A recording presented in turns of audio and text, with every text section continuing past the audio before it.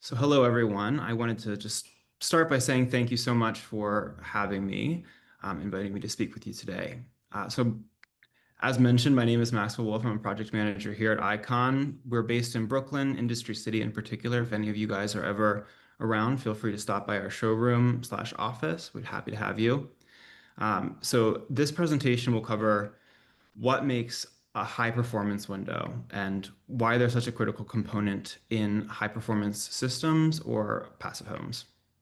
And again, this is for AIA credit. So at the end, if applicable, feel free to email me. I'll go over this again at the end. Right.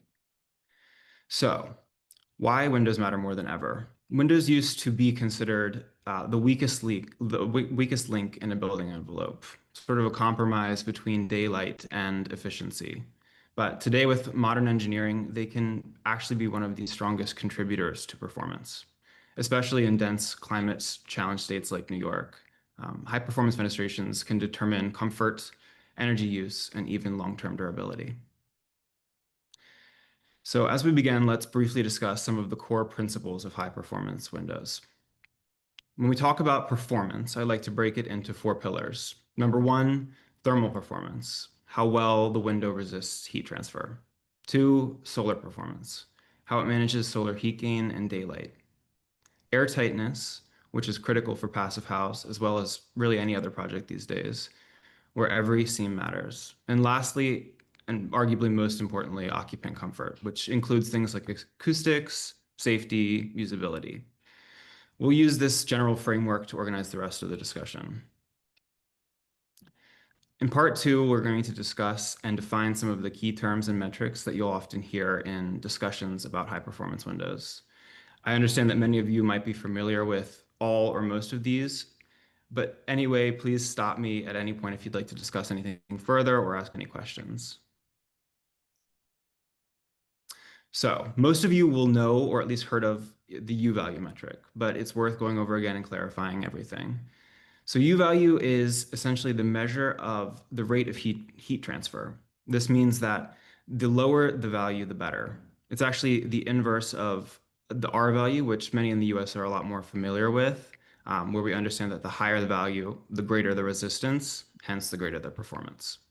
U value, it's important to understand, isn't necessarily a single number. It varies for center of glass, edge of glass, and frame. However, in most cases, the whole window U value or UW value is going to be the critical measure. SHGC, or solar heat gain coefficient, will tell us how much solar radiation passes through an IGU. So lower SHGC helps prevent overheating in the summer, while higher SHGC can contribute to passive solar heating in winter. The right target is going to depend really heavily on orientation, shading, climate zone. In New York State in particular, south-facing glass will often benefit from a higher SHGC, while west-facing glass will typically need a bit more control. So that's because south-facing windows are more often exposed to direct sun in the winter, when the sun is low in the sky, and a higher SHGC is desirable here to maximize this free solar heat, which can in turn reduce heating costs. During the summer, the sun is higher in the sky and overhangs or other shading devices can help block the sun from windows, which can help prevent overheating. Whereas west-facing windows will receive intense low-angle sun, especially in the summer. This can lead to very significant overheating and increased cooling loads. Therefore, lower SHGC windows are typically recommended for west-facing walls to control this unwanted heat gain. So, especially here in New York, at least New York City where I am based, acoustics are a performance category of their own. So STC measures airborne noise reduction, but OITC is a more accurate measure for low frequency urban noise like traffic or subways, which is often what we're most concerned about here in New York, at least. A standard IGU might reduce noise by around 30 decibels, while laminated and asymmetrical glass builds can reduce that by 45 to 50 decibels, which is a huge difference for livability and user comfort. So STC, or sound transmission class, measures sound reduction in the mid to high frequency ranges. This is something like voices or TVs, where OITC, or outdoor indoor transmission class, is weighted for low frequencies, again, like traffic, aircraft, subways. Um, why it matters? Well, in New York City and other dense urban climates or contexts, or if you have a project next to a highway, um, Passive House is not just about energy, but it's about comfort and quiet. So airtight, multi-layered glazing serves double duty, both thermal and acoustic. And then we'll go over this a bit later when I show you a couple images, but uh, some ways to improve acoustic performance, as I mentioned, asymmetrical IGUs, where we essentially use different glass thicknesses to break up resonance. And then you have laminated glass, which adds a dampening PVB layer sandwiched in between two panes of glass, which will boost OITC significantly. And then again, just deeper frames and gasket compression, which is already all built into the system. And then finally, VT and LT. On this slide, we're going to look at how much light actually makes it into the building through the glazing. So this differs from SHGC, but it's all sort of related. Visible transmittance, or VT, is the percentage of visible light that passes through a glazing system, whereas luminous transmittance, or LT, is a very similar measurement, but it's weighted more towards how the human eye perceives brightness. Why does this matter? Well, if we push for high VT values, we're maximizing natural daylight, which a lot of people want, and can reduce artificial lighting demand and make interiors feel much more bright and comfortable. However, too much visible light can start to cause glare, overheating, discomfort. So we intentionally lower the VT with coatings or tints to manage daylight levels. Higher VTs usually come with higher SHGCs as well, which means that you're also letting in more solar heat, which is great in the winter, but in summer it can also increase cooling load. Um, we have multiple different ways of sort of decoupling these two, SHGC and VT, specialized coatings, selective coatings, whatnot. But this also all plays into reflectance, which is another thing, aesthetic mostly, but exterior reflectance is another value that you'll see if you look at a glazing sheet. And that essentially is just going to affect the look of the facade and how neighbors or adjacent buildings experience glare, where indoor reflectance is more about end user comfort. For example, at night, high interior reflectance can cause that mirror effect where you see your own reflection instead of what's outside. So when we talk about LT, VT, and reflectance, it's not just a number, it's about finding the right balance between daylight, solar heat gain, and visual comfort. Next, we're going to be diving a little bit into the frame. And so we're going to start here with one of the most important aspects, which is thermal breaks. So let's take, for instance, this aluminum system, which I have pictured here. While aluminum is a fantastic structural material, it's also one of the best conductors of heat. So without intervention, it performs really terribly thermally. That's why every true high-performance aluminum frame is going to use a thermal break. Every high-performance frame will have some sort of thermal break. A thermal break is essentially an insulating barrier, as I'm sure most of you understand very well, that separates the interior and exterior of, in this case, an aluminum profile, which is reducing that conductive heat loss. So the biggest thing that matters is really going to be the depth of the frame, or the depth of the thermal break at least, where a deeper, more robust thermal break is going to improve thermal resistance, it's going to lower the U values, and help the frame keep up with the performance of the glass. The most common approach is separating the two aluminum halves with polyamide strips, which are essentially extruded plastic material reinforced with vinyl.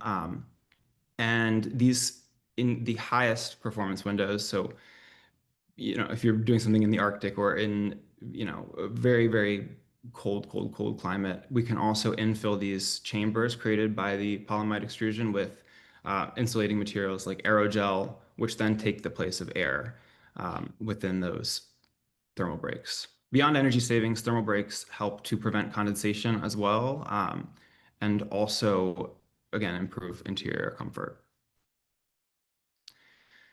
For each project, the initial step will always be selecting the right material, which involves balancing performance, aesthetics, budget, and practicality. The ideal material for a high-performance framing system requires careful consideration, as each type has very unique properties and design implications, which we'll explore in the following slides. But these are the primary materials that you'll see high-performance systems made out of. Fiberglass is left out of this, but UPVC, aluminum, wood, wood clad, and steel. So let's dive a little bit more into these materials and see how each specific material has its own considerations. Now, UPVC is often the starting point for high performance fenestrations. It delivers some of the best U value performances at the lowest cost, which is why it's a backbone of so many passive house projects. Its real strength is, again, that thermal efficiency, which we can consistently achieve passive house levels of air tightness and insulation, especially when combined with a great triple pane IGU. But there are limitations to UPVC, especially structurally, where UPVC can't span the same dimensions as aluminum or steel. However, with modern technology and a little bit of insight, we're able to essentially reinforce these profiles with steel. You can see that pictured in the corner sample here in red, which will help us get, those bigger spans and a higher glass to frame ratio, which is what we're all after. So essentially, if your goal is maximum energy efficiency with a reasonable or restricted budget, UPVC is always going to be the best baseline option, especially for passive house. For each of these materials, I did want to also just show one of the projects that we've done in each material. It's sometimes hard to just look at the corner sample and see what that would actually look like realized. So this is a project, I believe in upstate New York by Barry Price Architects using one of our UPVC lines. I can't recall if this is a certified passive house or not, but it certainly, the fenestrations at least perform to passive house standards. UPVC profiles will typically range between 0.11 to 0.19 for a very small window. Then we go to aluminum. Aluminum is really the go-to when architects want minimal sight lines, maximum glass area. Structurally, it's very, very strong, so it allows us to go much larger than UPVC or sometimes even wood. But thermally, again, aluminum is very conductive. So without a thermal break, it's essentially a radiator. That's why modern aluminum systems rely on that deep polyimide thermal break. And again, the deeper that break, the better the performance is going to be. Another upside is that aluminum is very durable and very low maintenance compared to things like wood, where powder coated or anodized finishes, mostly powder coated, will hold up extremely well in very tough environments, even coastal projects. So aluminum is about scale, it's about aesthetics. If your project calls for massive sliding doors, curtain walls, or thin sight lines, still at a more reasonable budget than something like steel, this is going to be the way to go. This is a precedent example using IKON's Allo-8. So at IKON, we have three of our standard aluminum lineups, Allo-7, Allo-8, and Allo-Passive, all of which are able to meet very, very good performance values, most of which are able to meet passive house depending on what climate zone you're in. Here in the Northeast, we typically, if you're going to be doing a passive house in aluminum, recommend using the Allo-Passive. But this is IKON's Allo-8, and you can sort of see some of the massive glass expanses able to be supported by the aluminum frames. And keep in mind, these glass packs are not light by any means. And I also wanted to throw in a newer product lineup from us, which is called the Allo Steel Look. And this is sort of our response to people saying high performance window frames are very bulky. And so this is an aluminum system, sort of created for people who love the look of steel, but don't necessarily have the budget for steel, who also want to, achieve relatively good performance, way above what the American market offers. However, it's not going to perform as well as something like the Allo-8. It's one of those sacrifices. And then wood. Wood's been used in window construction for centuries and for good reason. It's a very, very, very good natural insulator with the entire profile acting as a thermal break. Wood frames can achieve very, very strong thermal values. From an architectural standpoint, wood interiors provide warmth, they provide character that no other material can really replicate. That's why it's still very heavily used in high-end residential and historic renovations, as well as projects where design and aesthetics are paramount. The challenge, of course, is durability. Exposed wood requires relatively regular maintenance, refinishing and sealing, which adds life cycle cost. However, all of these windows and coatings and paints, varnishes, whatnot, are tested to European standards and the highest degree of European standards, which is pretty intense. So that's where essentially the cladding comes in.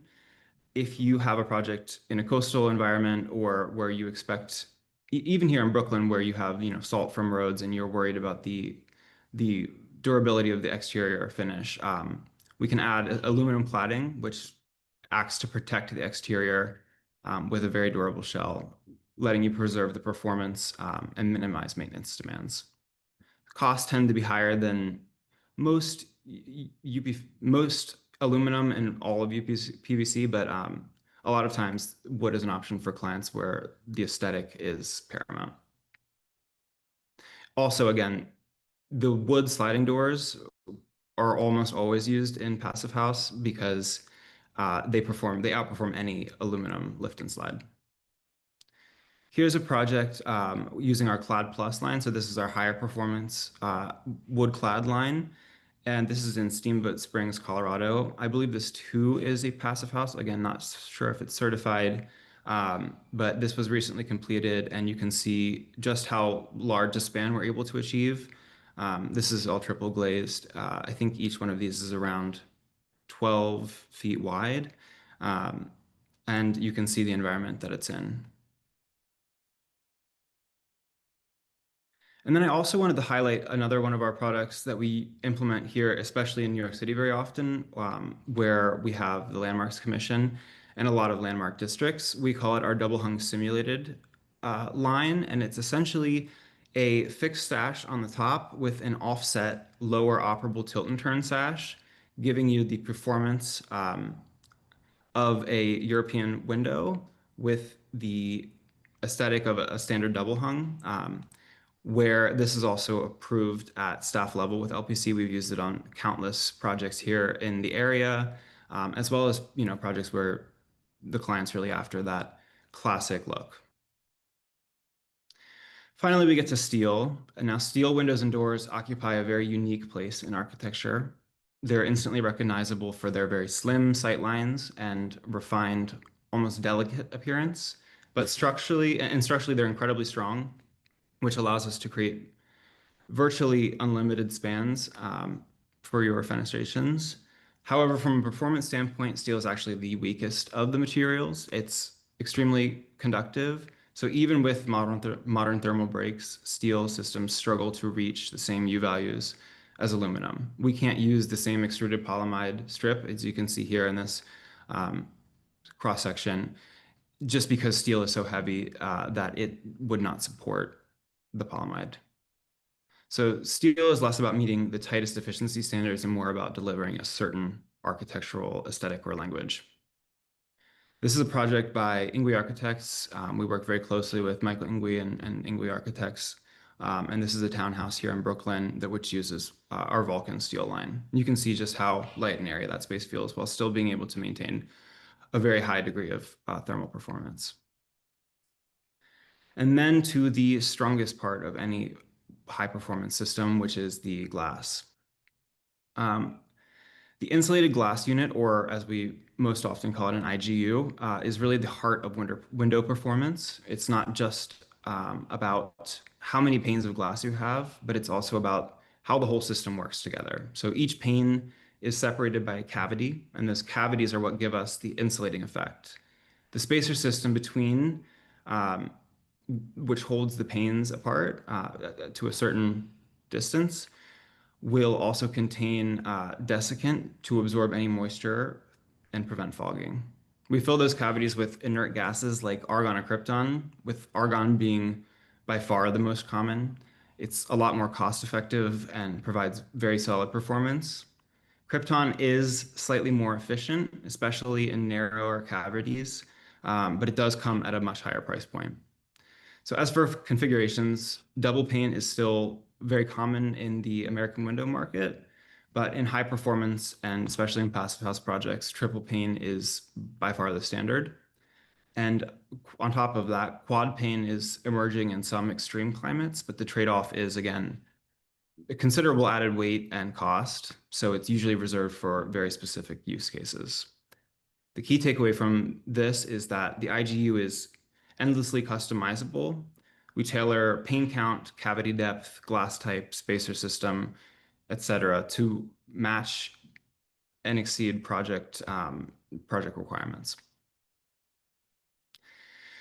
And then noise is again often overlooked in the window design, but in dense urban environments like New York, it's critical that passive house and high performance buildings emphasize comfort, and that includes acoustic comfort. So acoustic glass uses laminated panes with special PVB interlayers that absorb vibration. You can think of it as a dampening system that stops sound waves from traveling through. Another strategy, which I mentioned earlier, is the asymmetrical IGU, which you can see pictured here. This is for a project that we did right near Brooklyn Bridge Park. It's, if you know, sort of the map of New York, it's across the water from Battery Park, where a lot of helicopters go in and out. So we have that very deep vibrations that we have to block. So we implemented in certain locations the asymmetric IGU configuration, as well as laminated in others. To put it in perspective, a typical New York street can register around 70 decibels outside. That's about as loud as, say, a vacuum cleaner. And with properly designed acoustic glazing, we can bring that down to around 40 decibels inside, which is closer to the level of a quiet library. The result isn't just compliance with standards, it is dramatically improved quality of life for the end user. And in Passive House, that level of comfort is just as important as thermal performance. In part 6, we're going to discuss operation and airtightness. So one of the biggest differentiators in European high-performance windows is, of course, the hardware. So multi-point locking systems engage the sash at multiple points around the frame, not just a single latch or lock like an American double-hung window or a lot of other windows on the American market. This creates uniform gasket compression, which is critical to maintaining airtightness. Instead of air leaks at weak points, the seal is tight across the entire perimeter, which then allows the tilt and turn hardware to function properly, where the tilt position occupants get secure ventilation, cross ventilation without compromising security. You can have it open during a rainstorm, etc. And then in the turn position, the sash swings inward like an in-swing door to allow for full ventilation, rapid air exchange, egress, and of course for the client, easy cleaning. So air tightness here isn't just about performance metrics, it's engineered directly into the operation of the actual window itself.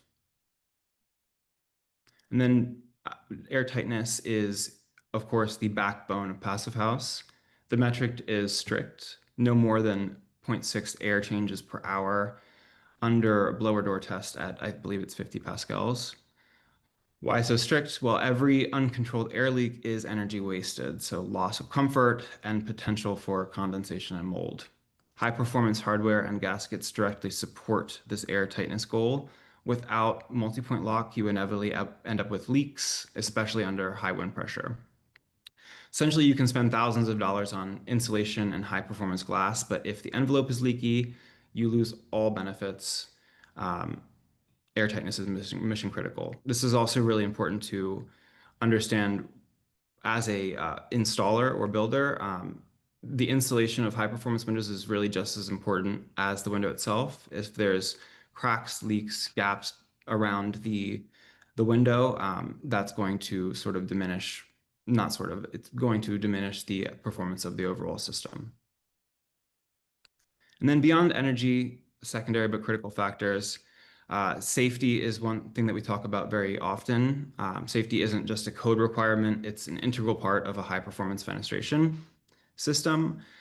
Tempered glass is heat treated to break into small, blunt pieces rather than sharp objects. Um, while apologies, while laminated glass is again similar to the acoustic glass, a PVB interlayer, which will, if impacted, the glass will break, but it will all hold together.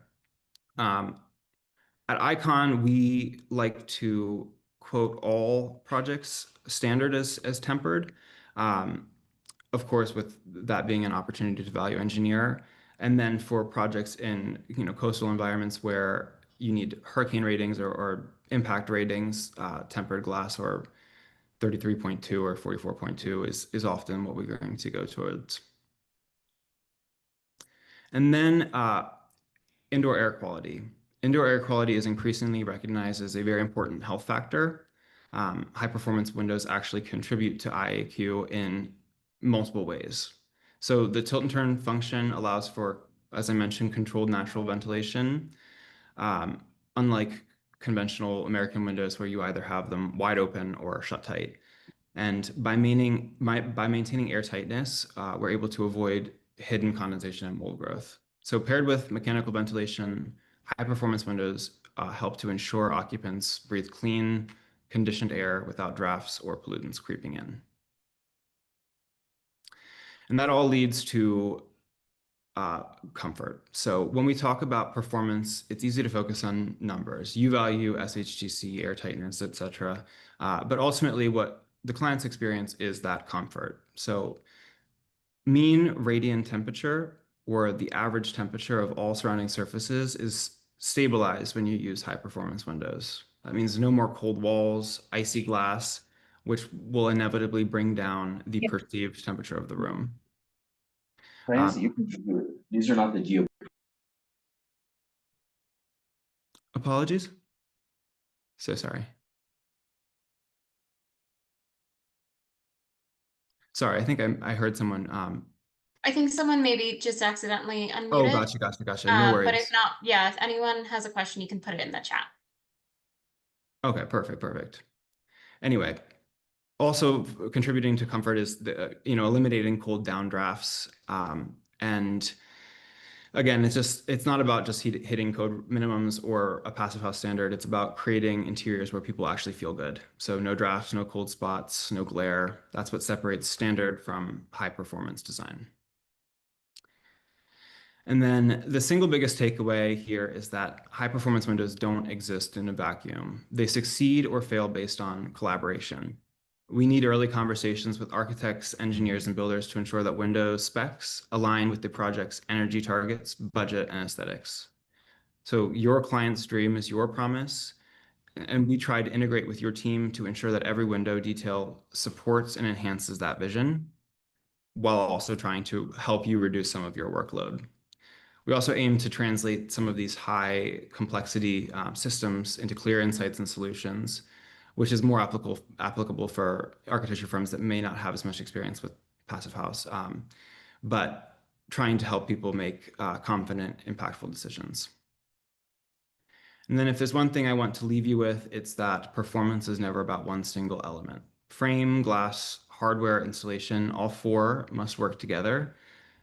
You can have the best triple glazed IGU, but if the frame leaks or the installation is sloppy, you lose the benefit. So the four pillars we discussed at the beginning, thermal, acoustic, air tightness, comfort, are all interconnected. Neglecting one of them will undermine the others. High performance windows are an integrated system, not a commodity product. They only deliver their full value when designed, specified, and installed as a complete package. And then I leave it open for any questions. Maxwell, thank you so much for this great presentation. We do have a couple questions in the chat now. Eric asked, what is the expected lifetime of windows? I had a set of triple pane windows that became cloudy after 15 years. Yeah, absolutely. So it depends on what frame we're talking about. Again, all of these systems are manufactured in Poland, which is part of the European Union, which has to abide by very strict testing requirements on all finishes. So, for instance, an aluminum window will be put into a air-sealed chamber, and it's then blasted with like 25 or 50 years of UV dust, water, and it has to pass that before it's able to be put on the market. So all of our systems are designed and spec'd to have a very, very long lifespan, uh, again, with proper maintenance. And that's a different conversation for each profile. Wood, I think we recommend repainting every 5 to 10 years. But as far as fogging up IGUs, that's something that could be more common. Glass is, of course, a very brittle material. And what seals the argon or gas inside of each chamber is just silicone. So if that is installed improperly or eventually, chips off or something happens to that seal and the argon leaks out, you can start to get moisture buildup, which can lead to condensation. But the good thing about these systems is that's very easy to replace, and a lot cheaper than replacing the entire window. Great. We have a few questions from Franklin. Franklin noticed that IGUs were mentioned, but not VIGs, vacuum insulated units. Is there a reason for leaving it out? Are VIG still considered the bleeding edge of glass industry? Are costs still prohibitive due to lack of manufacturers? What kinds of changes should we expect to see with frames as they enter the market? That's an interesting question, and I expected to get some questions that I wouldn't know the answer to since this is a group of experts in this field. So I would love to look further into that. I just know that all of our glass manufacturers, we work very closely with Saint-Gobain, and as well as Press Glass and a few others in Europe. But the standard with them and yeah, the standard with them is still the IGUs. I will certainly look into VIGs. One of the great things about IKON, and I assume a lot of other high performance window manufacturers that do actually manufacture in Europe, is that connections run throughout the European manufacturing. So if we can't find what we need, say you're requesting a VIG in your particular project, we're happy to source that from another manufacturer and install that in our own system. But I will certainly look further into that and feel free to include that with your information in an email, and I'd be happy to get back to you. Cool. Stephen asks, does IKON have a travel team that will help with installation and fitting issues? So yes, with installation, we don't have our own installation team at the moment. We currently use certified installers. So these are teams that we've worked with for the past 10 years. And they have, for instance, the one that we use most frequently is Europa Solutions. It's a Greek team. They've been doing Windows for longer than I've been being alive, manufacturing and now installing and adjusting. But we often refer them to clients. They do a very, very good job. But as far as adjustments, we do have people on our team that will be happy to go out to. We like to be there for unload and also, towards the end of construction to do adjustments. And if we can't make it to site, we have very detailed instructions and guides on exactly how to do that. With these systems, it's luckily pretty simple. It's a matter of adjusting a few screws, but all installation questions, we have lots of resources that we can provide, as well as, a whole video series, and we're happy to make more videos or if we can't get to your site. Great. Douglas asks, what are the costs of the windows per square foot and or measurable design ballpark calculations? So the closest I can give you to that is essentially let's see if I can go back, is that UPVC is going to be the most affordable. This is okay. There's a lot of questions that get the answer, it depends. And that's true for this question. It all depends on, there isn't a set square footage price. It all depends, again, because it's fully custom on, the actual makeup of the window. If you have certain coatings on the glass that are more expensive, that's going to increase the price. But essentially UPVC is going to be the most affordable.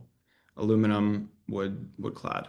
Again, I'm always happy to do some pricing exercises. I have a slide at the very end, which I'll just skip to quickly, which has my email information.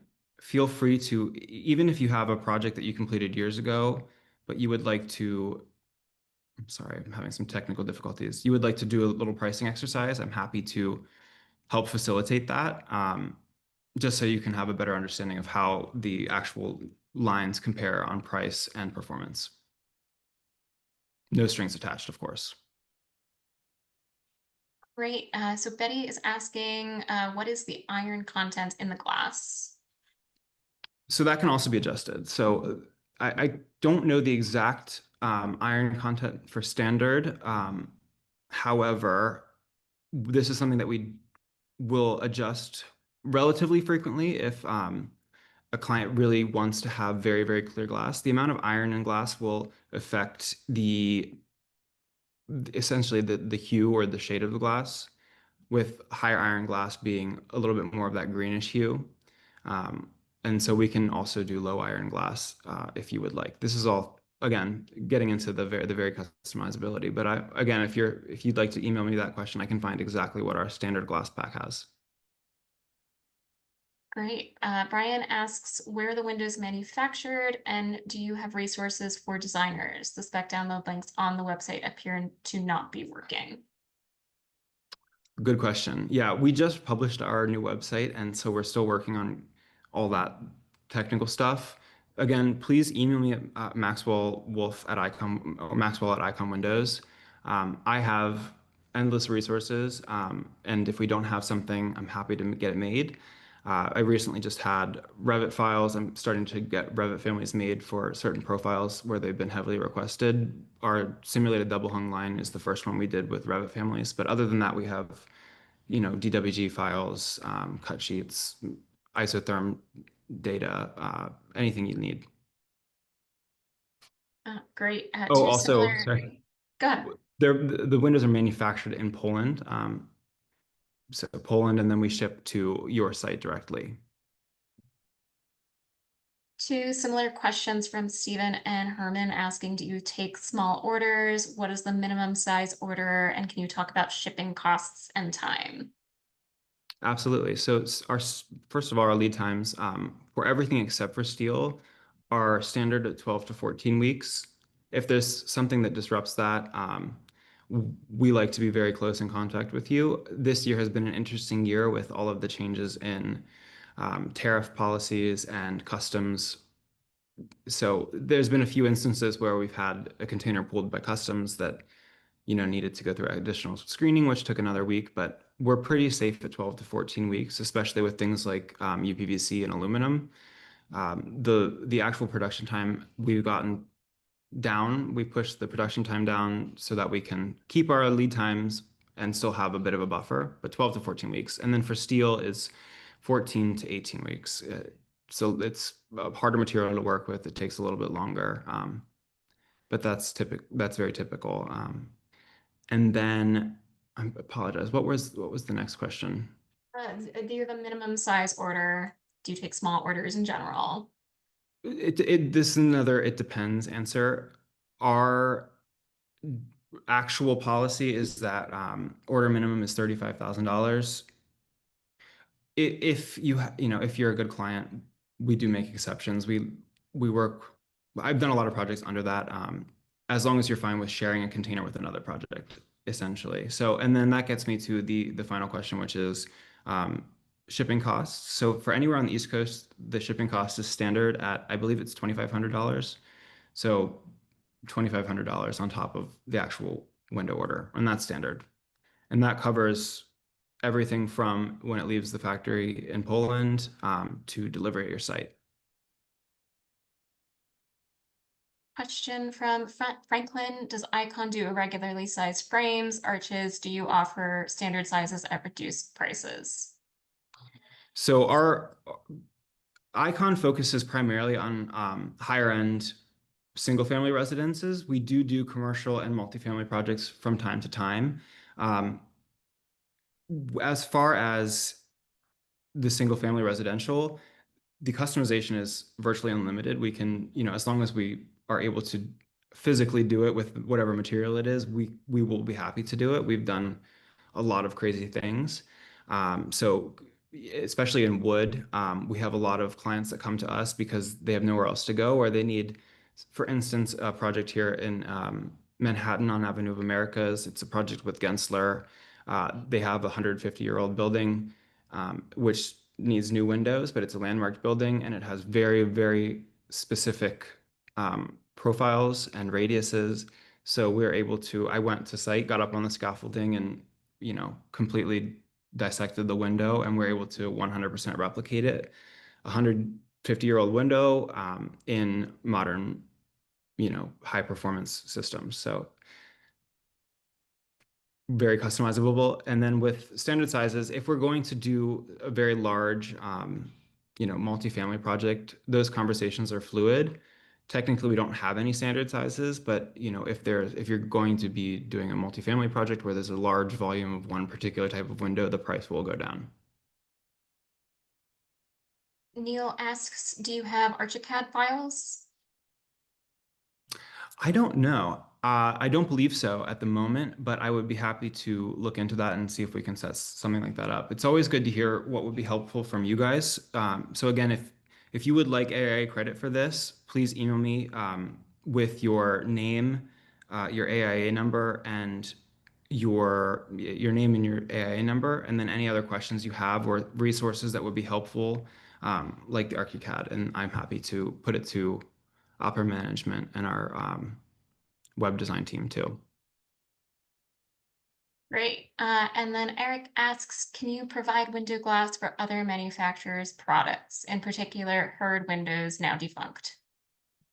Yes, and certainly. The thing to consider with that, and even when we do a project, a couple years ago, it's very important to order. Say you have an entire project where only one of the Windows IGUs is broken. If you order that IGU with us, even if we order it from the same exact glass manufacturer, it might look slightly different, but we certainly can order IGUs for you. Great. So I just put Maxwell's email in the chat if anyone wants to just copy and paste that. And then we have a new question from Steven. Does IKON also make doors? Yeah, IKON makes, for each system that I went over today, there's many more. I'm happy to share a catalog with you, but each system will have regular multi-point entry doors, swing doors, balcony doors, lift and slides, curtain walls, everything.